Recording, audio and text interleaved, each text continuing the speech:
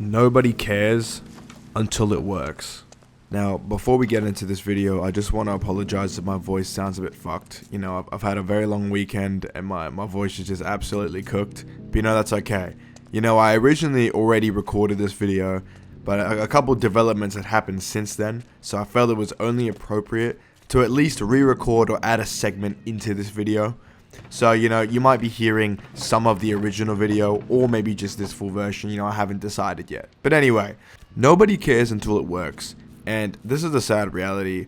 One, because it is ultimately the truth. Nobody gives two shits about your ambitions and goals unless it works.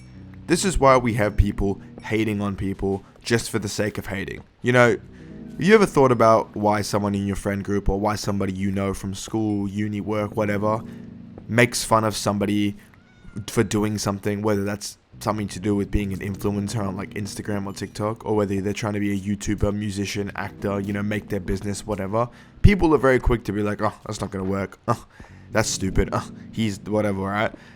And, you know, you can look at it at face value and you might just think, yeah, this person's just negative. They're a hater. But when you start to realize everybody's kind of like that to a degree, it's just some are going to be dickheads about it and others aren't.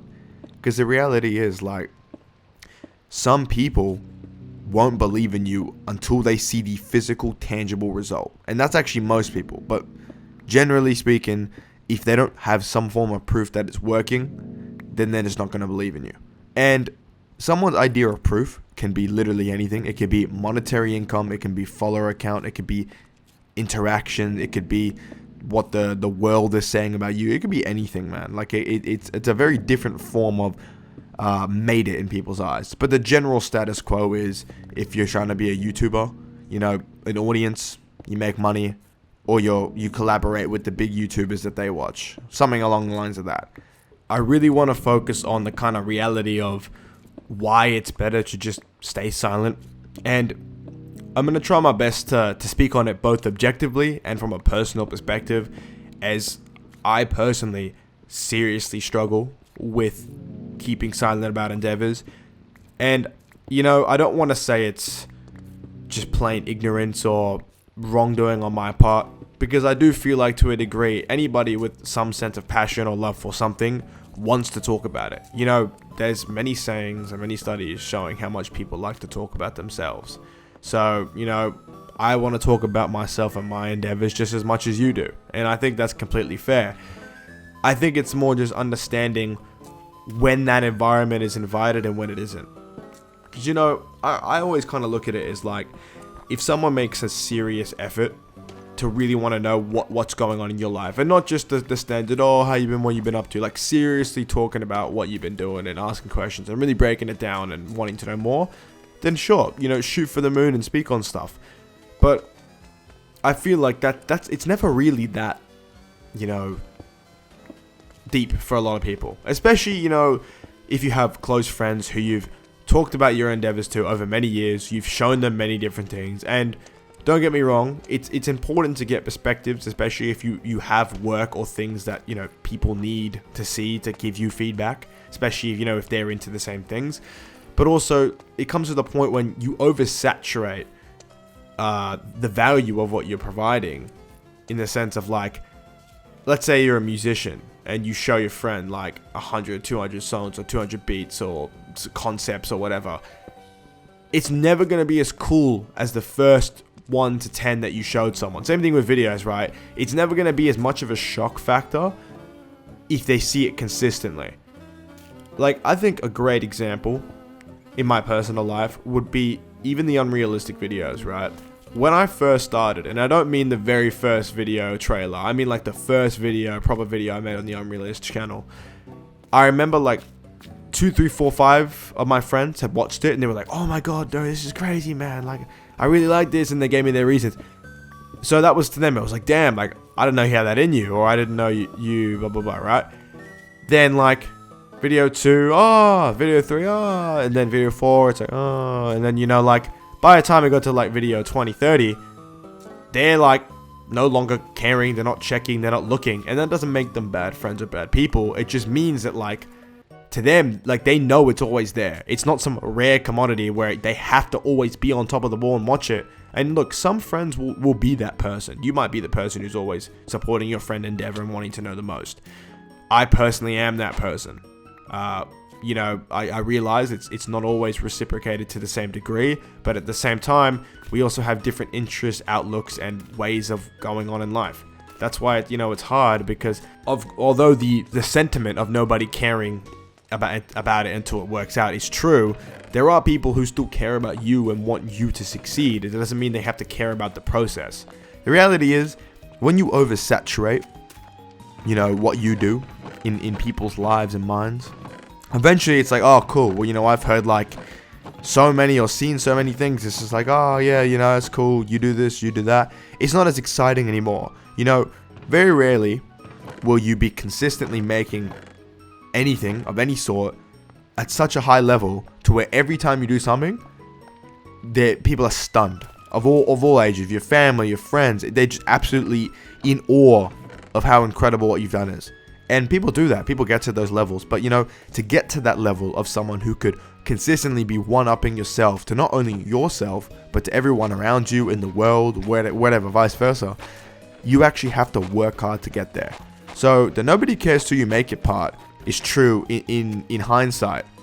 But the actual nobody cares about the work part.